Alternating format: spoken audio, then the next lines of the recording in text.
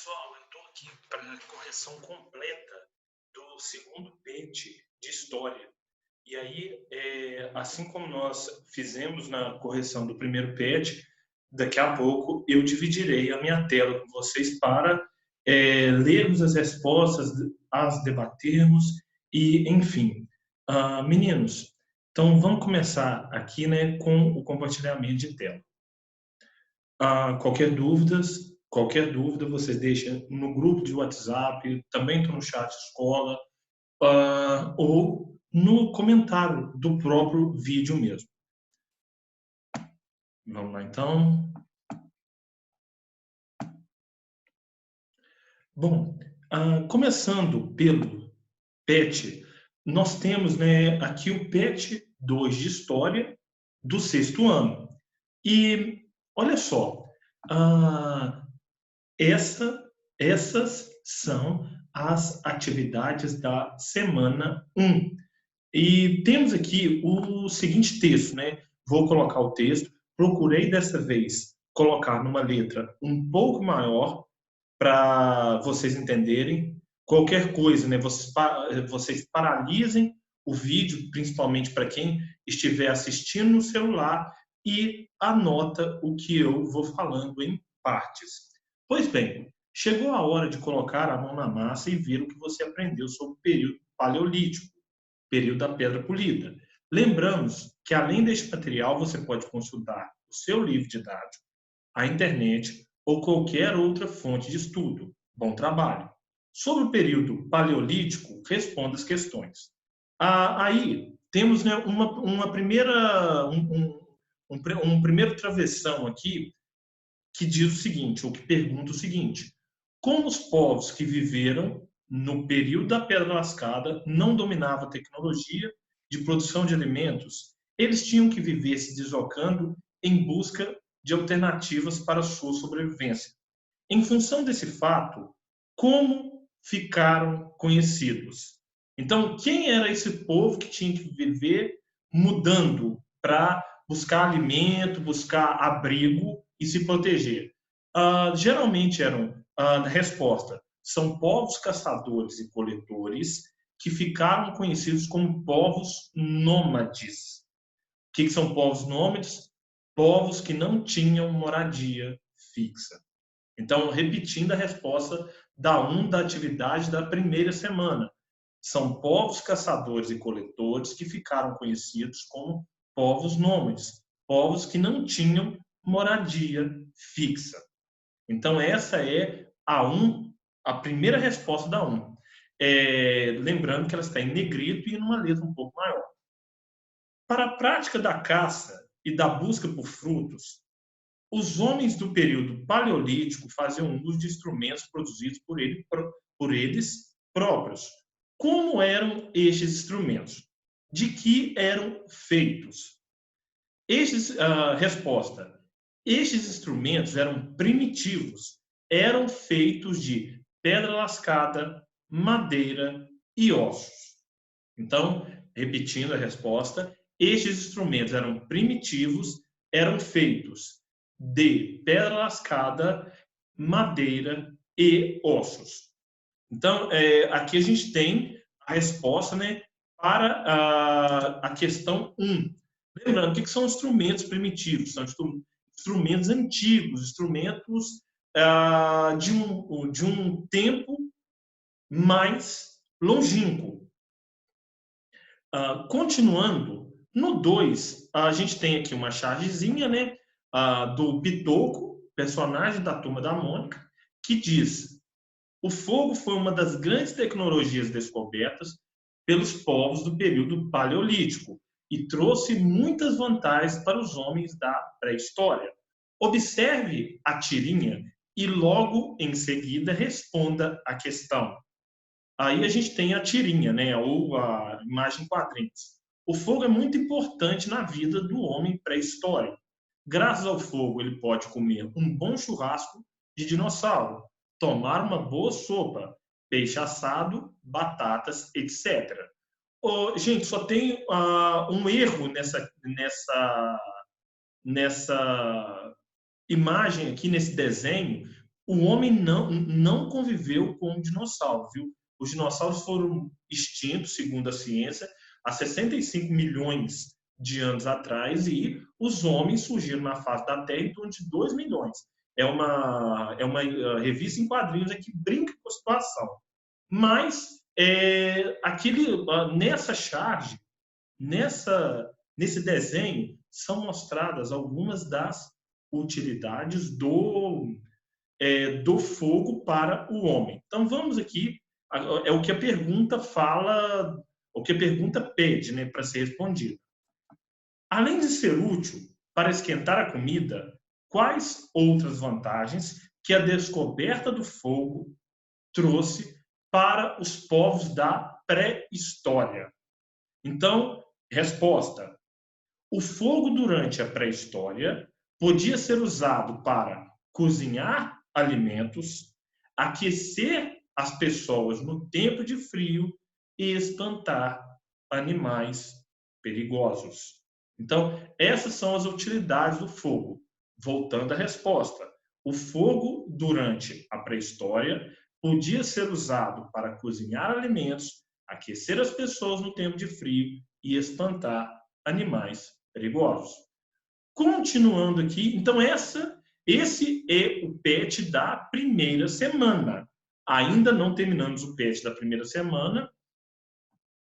A gente tem uma orientação na 3. A arte rupestre é o mais antigo tipo de arte produzida pelo homem. Como vimos, esse tipo de arte se iniciou no período paleolítico e está presente em todos os continentes. Pesquise na internet ou no livro didático uma imagem de uma pintura rupestre encontrada em algum sítio arqueológico do Brasil ou do mundo. Após escolher a imagem, você deve reproduzi-la, como se estivesse confeccionando-a no período paleolítico, simulando a situação vivida por esses povos. Então, a gente tem uma série de recomendações aqui, né?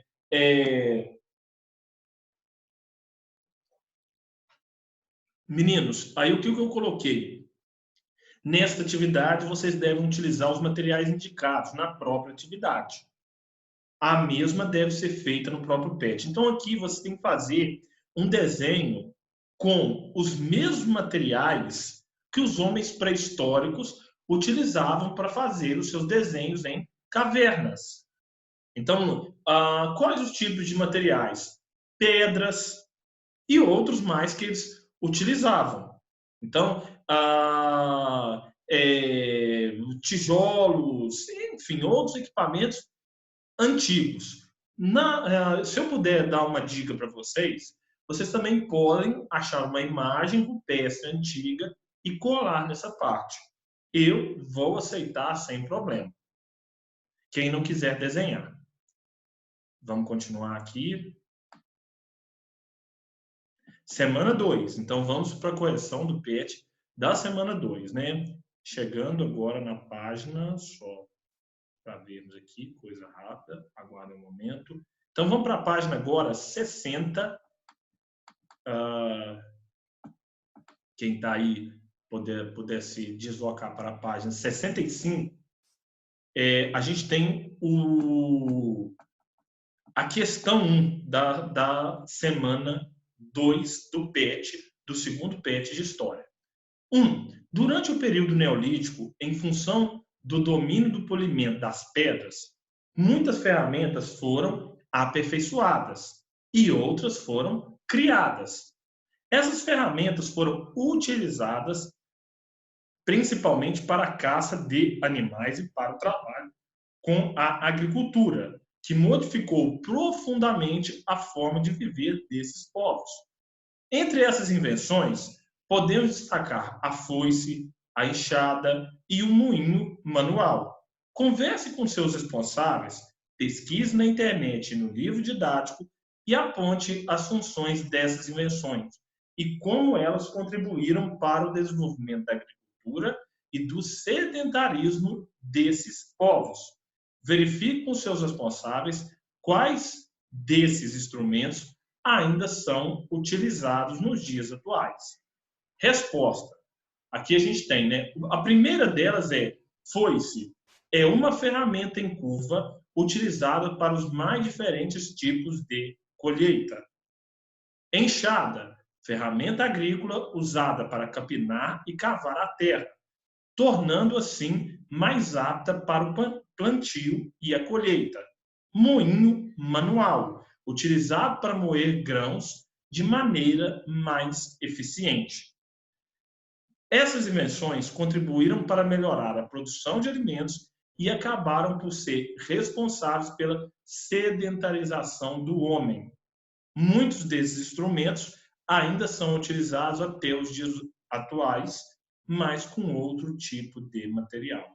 Então, daqui a pouco eu leio a resposta novamente, mas para estudarmos aqui, né? Foice, enxada, moinho, todos esses equipamentos trouxeram mais conforto para o homem.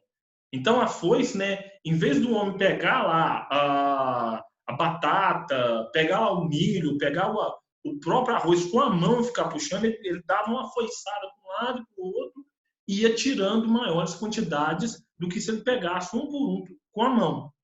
A enxada, né, ao invés do homem limpar a terra com a mão, ele pega a enxada, sai escavando a terra e vai tirando ali os matos e outras coisas mais que podem atrapalhar a produção. E o moinho manual, em vez dele pegar um grão de café, um grão de milho e ficar batendo na mão até aquele grão de milho esfarelar ou aquele grão de café esfarelar, ele pega o moinho tritura tudo isso. Então, repetindo a resposta da 1. Foice é uma ferramenta em curva utilizada para os mais diferentes tipos de colheita. Enxada, ferramenta agrícola usada para capinar e cavar a terra, tornando assim mais apta para o plantio e a colheita. Moinho manual, utilizado para moer grãos de maneira mais eficiente. Essas invenções contribuíram para melhorar a produção de alimentos e acabaram por ser responsáveis pela sedentarização do homem. Muitos desses instrumentos ainda são utilizados até os dias atuais, mas com outro tipo de material. Bom, na questão 2, a gente temos o seguinte questionamento, né? A seguinte pergunta. Durante o Neolítico, os povos que viveram nesse período descobriram que era possível plantar, assim como também domesticar animais. Esses avanços mudaram a forma de viver desses povos, que eram nômades. Lembrando que eram povos nômades? Povos que não tinham moradia fixa. Povos que mudam constantemente. Existem povos nômades até os dias de hoje? Sim. Artistas de circo são povos nômades, ciganos são povos nômades, pessoas que vivem no deserto, muitos deles são nômades, mas a maioria dos povos são sedentários. Por quê? Tem uma moradia fixa, tem uma residência fixa, né? Não muda tão constantemente. Voltando aqui para a questão. E viviam exclusivamente da caça e da coleta de frutos. Com base em toda a pesquisa que você realizou e nos materiais que você teve acesso, faça um desenho procurando retratar o modo de vida dos povos do período neolítico. Então, observe a imagem seguinte. Então, aqui é a resposta, né? Eu coloquei uma imagem que eu puxei na internet, vocês também podem puxar uma imagem na internet, que mostra, né, o comportamento de povos sedentários e de povos nômades. Então, de um lado, né, a gente tem uma espécie mais antiga de seres humanos, de hominídeos, né, que aqui estão aparecendo aqui australopitecos se deslocando na imagem à minha esquerda, e na direita a gente tem aqui, né, mostrando aqui com mouse e tudo mais, uma espécie de casa, uma espécie de cabana, pessoas aqui trabalhando com fogo, uma entrada do lugar que indicam que essas pessoas moram neste lugar. E se elas moram neste lugar e não precisam se deslocar constantemente, elas são sedentárias. Então, do meu lado esquerdo, nômades. Do meu lado direito, os sedentários. Mas, na verdade, a questão só pede para vocês desenharem, ou podem achar uma imagem na internet também. eu deixo perfeitamente vocês fazerem isso, de povos sedentários, que não têm moradia fixa, que têm moradia fixa. Os sedentários têm moradia fixa. Continuando aqui, meninos, na 3. A Revolução Agrícola trouxe consigo outras necessidades aos povos do período neolítico, como a questão do armazenamento dos produtos. Para isso, eles desenvolveram a cerâmica, que era utilizada para fazer vasilhas para que esses alimentos fossem armazenados.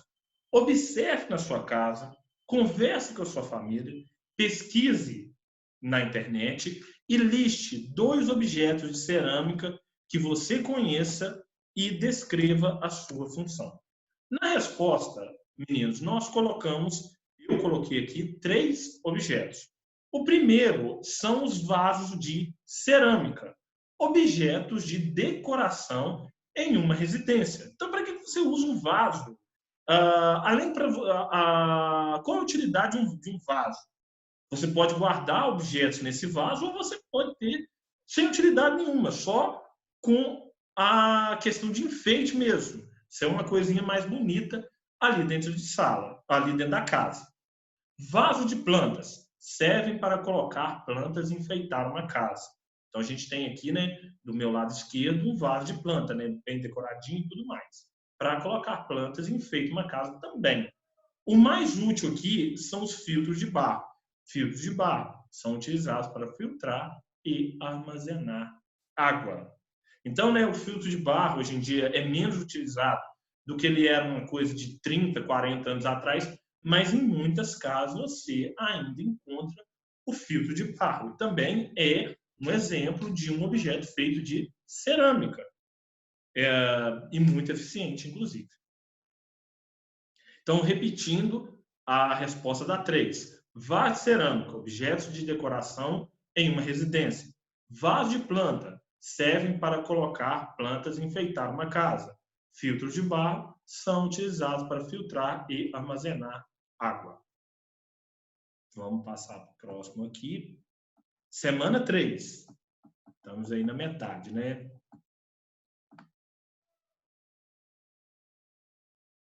Vamos aqui passar para a questão 1 da semana 3. A gente tem todos os textos. Não deixem de ler esses textos, viu? Numa próxima semana eu vou mandar aulas também com alguns slides preparados sobre o PET 3, assim que nós recebemos. Ainda não recebemos o PET 3, provavelmente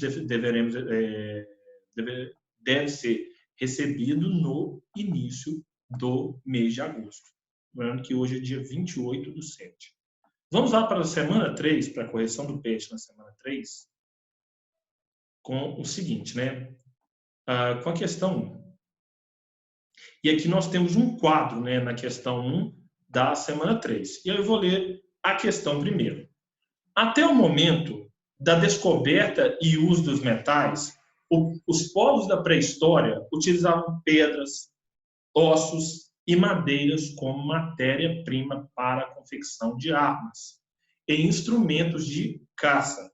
Primeiramente o cobre e logo em seguida o ouro, o estanho e o bronze, feito de cobre e estanho, foram utilizados para confeccionar essas armas e utensílios dos quais os homens pré-históricos necessitavam. Preencha a tabela a seguir com as vantagens e desvantagens em relação ao uso do metal para a sociedade pré-histórica. Então, a gente tem um quadro aqui, né? E eu coloquei 3 vantagens e 3 desvantagens. Já está em um número bom. Então, vamos lá. Resposta. Uso do metal. Primeiras vantagens. Vantagens. Criação de instrumentos mais eficientes para a agricultura e caça. Ferramentas que duram por mais tempo. Possibilidade de plantios mais eficazes. Desvantagens. Utilização desses equipamentos em guerras da antiguidade. Técnicas de metalurgia não dominadas por todos os povos. Desaparecimento de povos que não dominaram a metalurgia. Então, eu vou repetir aqui a resposta 1 do PET da semana 3. Vantagem no uso do metal. Criação de instrumentos mais eficientes para agricultura e caça, ferramentas que duram por mais tempo, possibilidade de plantios mais eficazes. Desvantagens: utilização desses equipamentos em guerras da antiguidade. Técnicas de metalurgia não dominadas por todos os povos. Desaparecimento de povos que não dominaram a metalurgia. E aí temos ainda pedindo na mesma questão, agora utilize os dados que você inseriu na tabela e faça uma análise sobre o uso do metal pelos povos pré-históricos. Resposta: a maior resistência dos produtos e materiais metálicos teve grande importância na consolidação das grandes civilizações do mundo antigo. Assim, o mundo do metal, o uso do metal, influenciou o surgimento e expansão de grandes civilizações, como no desaparecimento de outras.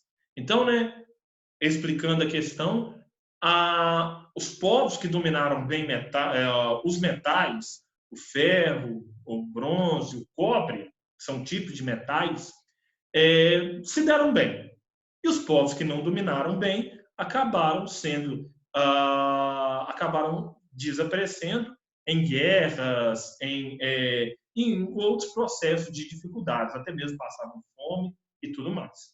Ainda no PET da semana 3. 2. Peça ajuda à sua família e procure dentro da sua casa objetos que são feitos de metal. Liste-os e indique suas funções. Você consegue imaginar como seria sua vida sem esses objetos? Então, quais são esses objetos? Panela. 3 exemplos aqui. Resposta: panela, preparo de alimentos. Talheres, garfos e facas usados durante a alimentação. Chaves, abertura e fechamento de cômodos. A vida seria muito difícil, mas é possível viver sem esses objetos. Então, ou seja, repetindo a resposta, são 2 questões.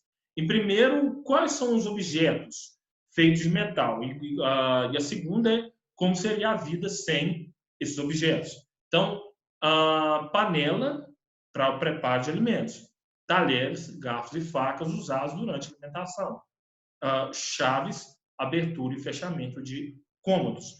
A vida seria muito difícil sem esses objetos, mas é possível viver sem eles. Bom, na 3, ainda da semana 3 do PET 2 de História, temos aqui um enunciado.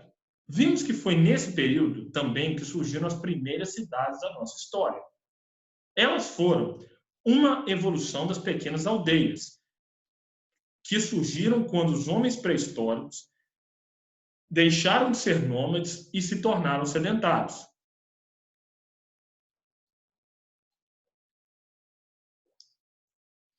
Utilize as informações contidas no texto Uruk, a primeira cidade, e construa um quadro comparando as primeiras cidades com as atuais. Procure destacar as diferenças e as semelhanças, o que permaneceu e o que mudou. Então, a gente tem aqui o quadro, as primeiras cidades e as cidades atuais. Aí eu vou ler primeiro todos os quadrinhos da diferença, depois os das semelhanças, os das permanências e os das mudanças. Então, primeiro, as primeiras cidades e as cidades atuais. Diferenças. O excedente agrícola era trocado com as cidades próximas. Ou seja, o que sobrava, por exemplo, produziu 10 quilos de milho, sobrou 2, trocava com a cidade mais próxima. Diferenças. O uso da escrita cuneiforme é um outro tipo de escrita. E utilização de modernos aparelhos de tecnologia. Nos dias de hoje, nas nossas cidades, nós temos celulares, computadores e outros aparelhos modernos de tecnologia. Na época da antiguidade, da pré-história e da história antiga, não. Semelhanças.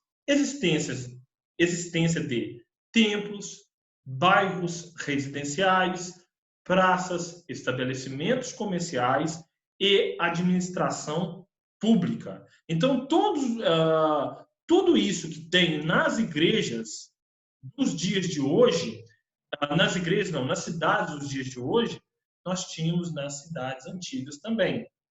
Templos, né? Não igrejas como nós temos aqui nos dias de hoje, mas você tinha o templo de adoração a outros deuses, deuses diferentes do nosso Deus.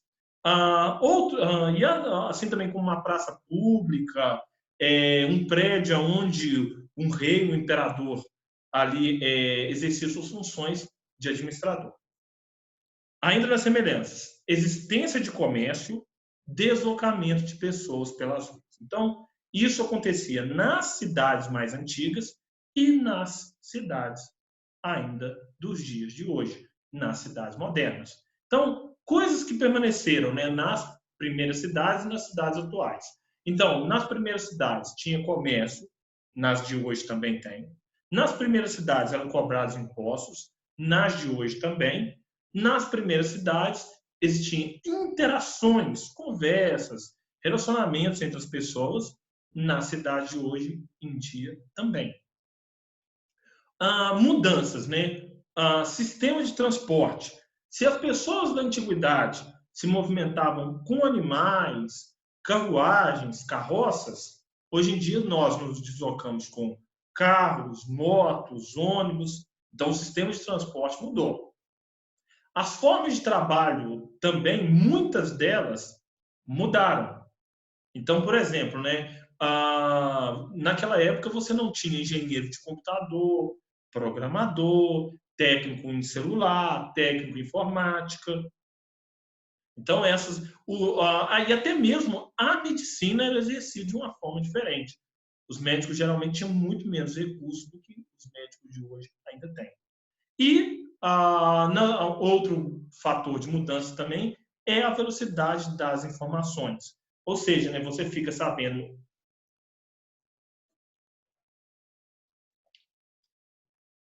Você pode ver na hora o que está acontecendo do outro lado da cidade. Basta ter um celular, uma câmera que grave o que está acontecendo. Então, as primeiras cidades e as cidades atuais, nós temos aqui um quadro com diferenças, semelhanças, permanências e mudanças. Continuando aqui, gente, vamos, se eu não me engano, agora a gente vai. Vamos para a semana 4 para terminarmos aqui. E, enfim, estamos quase terminando, viu, gente? Continuando aqui, né? Página. Agora na página 73. Para semana 4, página 73. Atividades. Vamos fazer atividades? É nesse momento que você tem a oportunidade de consolidar tudo que você estudou e aprendeu até aqui. Sobre o povoamento da América, existem muitas discussões e duas teorias muito debatidas: a teoria do Estreito de Bering e a teoria das pequenas embarcações. Utiliza o mapa abaixo e desenha o caminho percorrido pelos povos pré-históricos, segundo a teoria do Estreito de Bering, e também de acordo com a teoria das pequenas embarcações. Lembre-se de diferenciar os dois caminhos, com lápis de cores diferentes ou até mesmo com linhas em diferentes formas, pontilhada ou contínua. Aproveite o exercício e crie um título e uma legenda para o mapa. Então aqui eu achei na internet, vocês também podem procurar imagens e colar no PET ou colocar aí na própria atividade mesmo. Não precisa ser necessariamente desenhado, não, viu? Eu corrijo sem problema se vocês acharem as imagens na internet. Assim como eu fiz aqui para corrigir os exercícios com vocês, né? A primeira teoria, que é a chamada teoria do Estreito de Bering, fala, né, que o homem saiu da África há cerca de 70 mil anos atrás, aí ele chega onde hoje passa onde hoje é a Índia, chega onde hoje seria a Coreia, há 60 mil anos atrás, e chega onde hoje é a Austrália, há 50 mil anos atrás.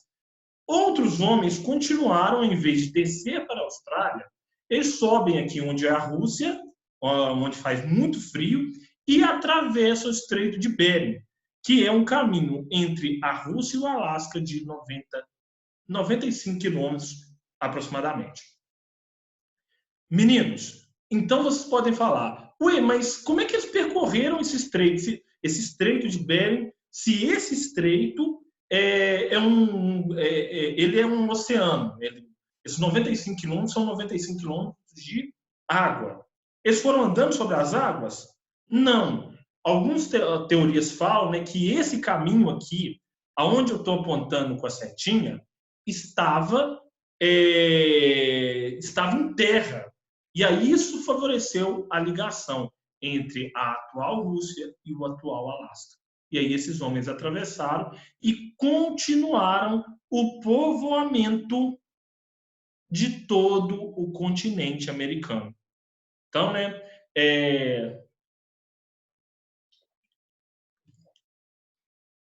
a primeira teoria, que é a chamada teoria do Estreito de Bering, fala que o homem teria passado, né, em um caminho entre a Rússia e o Alasca para chegar ao continente americano e ir povoando ele bem devagar, viu, gente? Não foi feito da noite para o dia, não.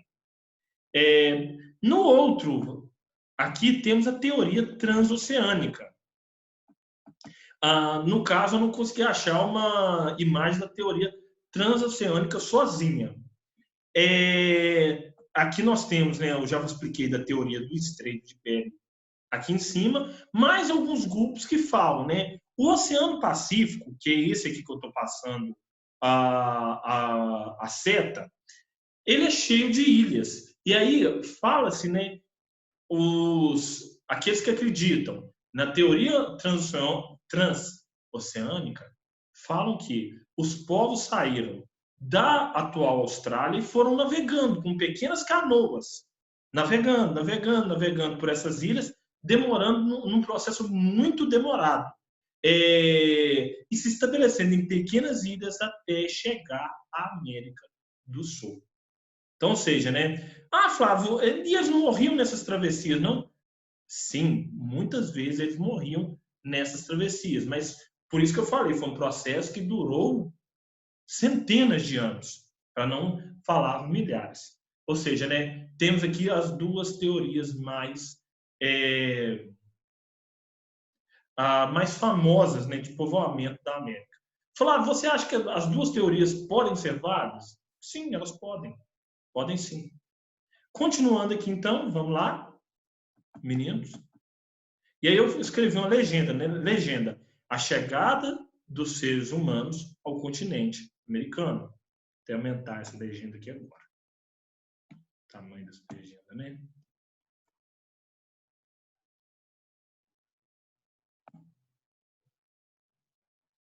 Então, aqui ainda da semana 4, né?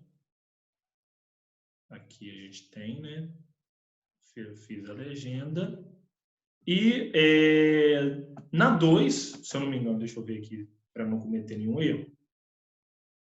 Não, ainda temos a 3 também.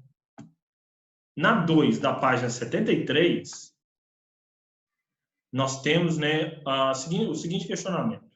Se considerarmos a teoria do Estreito de Bering para o povoamento da América como a mais correta, a ocupação populacional do nosso continente se deu do norte para o sul, como é mostrado no mapa aqui embaixo. Dessa maneira, o ser humano teria chegado ao Brasil tempos depois da sua chegada ao continente americano, o que leva os pesquisadores a acreditarem que a teoria do Estreito de Bering é a mais assertiva ao explicar o povoamento da América. O que explica o movimento feito pelos homens pré-históricos do norte do continente para o sul? A resposta: a teoria do Estreito de Bering afirma que os primeiros grupos humanos que chegaram ao continente contavam com semelhanças físicas com as populações da Ásia Central. Esses grupos eram nômades e, por isso, continuaram o seu deslocamento pelo continente até chegarem ao continente americano. Então, repetindo a resposta da 2 aqui. A teoria do Estreito de Bering afirma que os primeiros grupos humanos que chegaram ao continente contavam com semelhanças físicas com as populações da Ásia Central. Esses grupos eram nômades e, por isso, continuaram seu deslocamento pelo continente até chegarem ao continente americano. Aí a gente tem um desenho, né, de como eles saíram do Estreito de Bering, desceram pela América do Norte e chegaram até a América do Sul.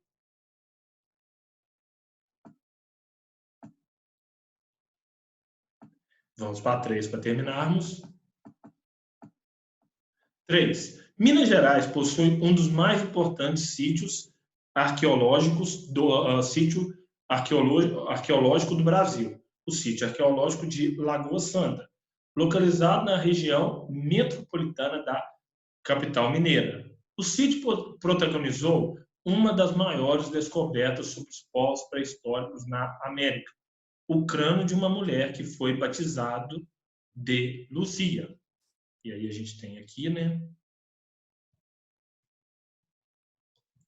a pergunta: o que são sítios arqueológicos e qual a importância da sua preservação? Os sítios arqueológicos são locais onde se encontram vestígios de atividade humana, tais como pinturas rupestres, construções antigas, artefatos, etc.